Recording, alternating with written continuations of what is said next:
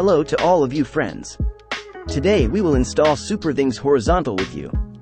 Before proceeding with the installation, you can visit our website from the link I have shown above and examine our other products. You can contact us via our website for your defective or broken parts.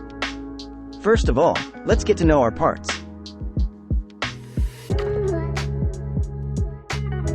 One main table.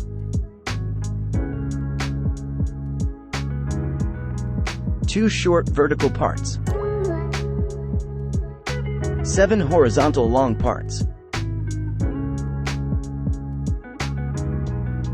We place our main table with the nail holes upwards. Then we start to place our short vertical piece as shown. After the assembly of our short pieces is finished, we proceed to the assembly of our long pieces. We place our long horizontal pieces as shown.